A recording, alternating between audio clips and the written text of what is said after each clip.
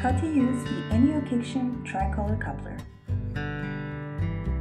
Grab with 3 fingers the bottom part of the tricoupler. Unscrew the green part, and now you're going to have 3 separate pieces. Each white piece of the coupler has 2 numbers. Those numbers indicate which side goes to which side. For example, the number 1 part goes together with the other part that has a number 1.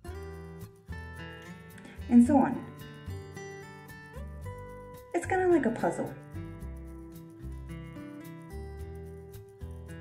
Once you have all the pieces together, you screw the green part back on, and that's it.